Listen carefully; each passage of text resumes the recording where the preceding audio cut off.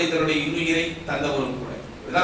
இதே ஹந்தலா ரலியல்லாஹு அன்ஹுவுக்கு சிறப்பு பேர் சொல்லும்போது ஹந்தலத்துல் வஸீல் என்கிறார்கள். மலக்குமார்களால் குளிப்பாட்டப்பட்டவர், உஹது யுத்தத்திலே ஷஹீதானார். அப்போ என் அன்புக்குரிய சகோதரர்களே, இங்கே நாம் தெரிந்து கொள்ள வேண்டிய விஷயம் என்ன? அல்லாஹ்வோடு நெருக்கமான ஒரு தொடர்பை, நெருக்கமான ஒரு உணர்வை, நெருக்கமான ஒரு உறவை மேற்கொள்ள வேண்டிய ஒரு வழிகாட்டுதல் நாம் இருக்கிறோம். அதை எப்படி அமைத்துக் கொள்வது? நாம் என்ன ரசூலுல்லாஹ்வுடைய காலத்திலே வாழ்ந்து கொண்டிருக்கிறோமா? நாம் என்ன அல்லாஹ்வின் தூதர் ஸல்லல்லாஹு அலைஹி வஸல்லம் சபையிலே அவையிலே இருக்கிறோமா? எனது உள்ளத்தில் நெஞ்சத்தில் ஒரு கேள்வி வந்தால், ஒரு சந்தேகம் வந்தால், நேரடியாக நான் நபியின் சபைக்கு சென்று, யா ரசூலல்லாஹ், இப்படி எல்லாம் என்னுடைய உள்ளம் தத்தளித்துக் கொண்டிருக்கிறது, இப்படி எல்லாம் சந்தேகங்கள் என்னுடைய நெஞ்சை கிளறி கொண்டிருக்கிறது, இதற்கு பதில் தாருங்களே அல்லாஹ்வின் தூதரே என்று கேட்க முடியுமா? 1000 கோடி செலவழித்தாலும் அல்லாஹ்வின் தூதரோடு 1 மணி நேரம் இப்போது நாம் வாழ்ந்து கொண்டிருக்கிற காலத்திலே இருக்க முடியுமா? இல்லை. நாம் ஒரு குழப்பம் மிகுந்த காலகட்டத்தில் வாழ்ந்து கொண்டிருக்கிறோம். ஈமானிய நெருக்கத்தோடு வாழ்வதற்காக போராடி கொண்டிருக்கிறோம். நம்மை சுற்றி இருக்கக்கூடிய சம்பவங்கள், நம்மை சுற்றி நடக்கக்கூடிய நிகழ்வுகள், நம்மை சுற்றி இருக்கக்கூடிய விஷயங்கள் பெரும்பாலும் அல்லாஹ்வின் மார்க்கத்தை விட்டு நம்மை அப்புறப்படுத்துவதற்கு தான் முயற்சித்துக் கொண்டிருக்கின்றன. நாம் நடந்து செல்கின்ற சாலை, நாம் பார்க்கிற காட்சிகள், நமக்கு முன்னால் இருக்கக்கூடிய ஃபிளெக்ஸுகள், பேனர்கள், ஏதாவது அல்லாஹ்வை நமக்கு ஞாபகம் ஊட்டுகிறதா?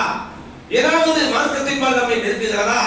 ஏதாவது மறுமையை நோக்கி நம்முடைய சிந்தனைகளை அசைவோட வைக்கிறதா என்றால் இல்லை.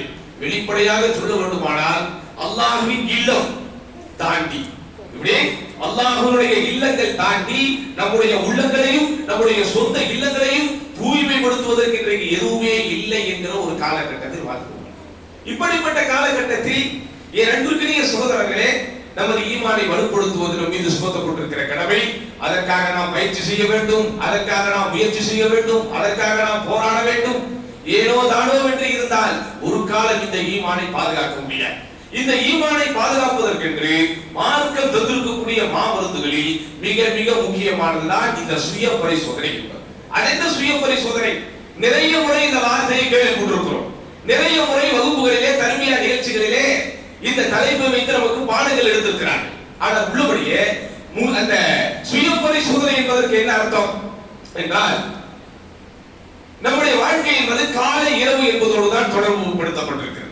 அல்லாஹ் கூட அதை தான் நமக்கு அடிக்கடி சொல்கிறான், இன்ன ஃபீ ஹல்கிஸ் ஸமாவாத்தி வல் அர்தி வக்திலாஃபில் லைலி வன் நஹார். வானங்கள் மற்றும் பூமியின் படைப்பிலும் இரவும் பகலும் மாறி மாறி வருவதிலும் அறிவுடையவர்களுக்கு அத்தாட்சிகள் உண்டு. இது அல்லாஹ்வுடைய வசனம். அப்போ இரவும் பகலும் மாறி மாறி வருவது என்பது நம்முடைய வாழ்க்கையின் முக்கியமான கட்டம். பகலெல்லாம் உழைக்கிறோம், பகலெல்லாம் விழித்திருக்கிறோம், பகலெல்லாம் நம்முடைய தேடல்களை நோக்கி ஓடிக்கொண்டிருக்கிறோம், இரவு நேரத்திலே உறங்கச் செல்கிறோம். ஒவ்வொரு மனிதனும் இரவு நேரத்தில் உறங்குவதற்கு முன்னால் அதிகாலை எழுந்ததிலிருந்து இதோ அந்தி மாலை மலர்ந்தது வரை அவன் உறங்குவதற்கு சென்ற அந்த நேரம் வரை வாழ்க்கையில் நடந்த சம்பவங்களை எல்லாம் அவன் நினைத்து பார்க்கிறேன். இதெல்லாம் நன்மைகளாக இருந்தது, எதெல்லாம் தீமைகளாக இருந்தது. நன்மைகளாக இருந்தால் அதை பாதுகாக்க வேண்டும், இன்னும் அதன் மீது வீரியத்தை அவன் பெற வேண்டும். தீமைகளாக இருந்தால் அதை முற்றிலுமாக அவன் தடுக்க வேண்டும், அதிலிருந்து தவிர்த்து வாழ வேண்டும். அந்த தீமைகளை மாற்றக்கூடிய நன்மைகளில் அவன் ஈடுபட வேண்டும். இதுதான் சுய பரிசோதனை. இந்த ஒரு நாளைக்கானது மாத்திரமல்ல, இதோ ஒரு மாதத்தை கழித்திருக்கிறோம், அல்லது ஒரு வருடத்தை கழித்திருக்கிறோம், அல்லது 5-10 வருடங்களை கழித்திருக்கிறோம். நம்முடைய கடந்த காலங்களில், நம்மிடத்தில் நாம் கழித்த நாட்களில் எந்த நன்மைகளில் ஈடுபட்டிருக்கிறோம், எந்த தீமைகளில் ஈடுபட்டிருக்கிறோம் என்கிற அந்த விழிப்புணர்வோடு வாழ்வதற்கு பேர்தான் சுய பரிசோதனை. சுய பரிசோதனை நோக்கி திருமறை குர்ஆன் நம்மை அழைத்துக் கொண்டே இருக்கிறது. அல்லாஹ் தனது திருமறையில் சூரத்துல் முஜாதலா என்கிற அத்தியாயத்தின் 6வது வசனத்திலே குறிப்பிடுகிற போது, யௌம யபஅஸுஹுமுல்லாஹு ஜமீஆ, அந்த நாளில் அல்லாஹ் அவர்கள் அனைவரையும் ஒன்று திரட்டுகிறான். அவர்கள் அனைவரையும் அல்லாஹ் சுப்ஹானஹு வ தஆலா எழுப்புகிறான். எழுப்பிவிட்டு ஃபயுனப்பிஹும் பிமா அமிலு, இந்த உலகத்திலே வாழ்கிற போது என்னென்ன காரியங்களை அவர்கள் செய்தார்கள், என்னென்ன அறங்களை அவர்கள் புரிந்தார்கள், அனைத்தையும் அல்லாஹ் சுப்ஹானஹு வ தஆலா அவர்களுக்கு அறிவித்து காட்டுகிறான். எப்படிப்பட்ட செயல்கள்?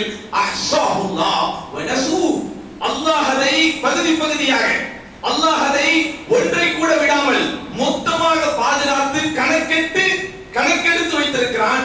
வ நஸூ, ஆனால் இந்த அடியார்களோ அந்த பரிதாபம் அவைகளை மறந்து விட்டு வாழ்ந்து கொண்டிருக்கிறார். இவ்வளவு ஆழமான வசனம் பாருங்கள், இவ்வளவு ஆழமான வசனம் பாருங்கள். இப்போது எனக்கு வயது 42 ஆகிறது. நான் பருவம் அடைந்ததிலிருந்து என்னுடைய வாழ்க்கையின் அனைத்து காலகட்டங்களும் கவனிக்கப்பட்டுக் கொண்டிருக்கிறது. நான் பாலிகாலத்தில் இருந்து என் வாழ்க்கையில் நான் செய்த செயல்பாடுகள் அனைத்தும் கண்காணிக்கப்பட்டுக் கொண்டிருக்கிறது.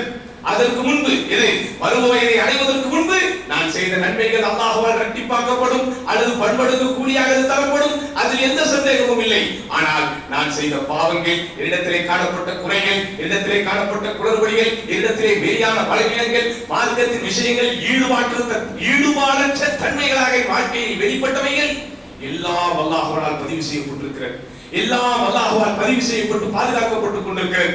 பதிவு செய்யப்பட்ட பாதுகாக்கப்பட்ட ஆவணங்கள் அனைத்தையும் ஒத்த குறையும் இல்லாமல் மொத்தமாக அல்லாஹ் அவர்களிடத்தில் எடுத்து காட்டுகிறான். அஹ்சாஹு, அல்லாஹ் அதை கணக்கிட்டு வைத்திருக்கிறான்.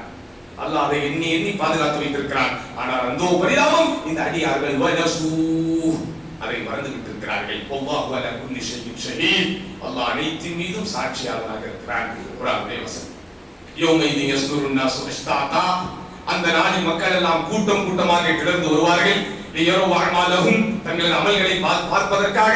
ஃபமன் யஅமல் மிஸ்கால தர்ரத்தின் கைரன் யரா, அணுவளவு கடுகளவு நன்மை செய்தவரும் அதனுடைய பயனை அவர் பார்ப்பார். வமன் யஅமல் மிஸ்கால தர்ரத்தின் ஷர்ரன் யரா, அணுவளவு கடுகளவு தீமை செய்தவரும் அதனுடைய பயனை பார்ப்பார். யௌம தஜிது குல்லு நஃப்ஸின் மா அமிலத் மின் கைரின் முஹ்தரா, எந்த ஆன்மாவாக இருந்தாலும் அந்த நாளில் இந்த உலகத்தில் அவர்கள் என்ன செய்தார்களோ அதை அல்லாஹ் நேரடியாக வெளிப்படையாக மொத்தமாக எடுத்து காட்டுவான். வமா அமிலத் மின் சூ, நன்மைகள் மாத்திரமல்ல சகோதரர்களே, நாம் செய்த தீமைகளும் தான். நன்மைகள் மாத்திரமல்ல, நாம் செய்த தீமைகளும் தான்.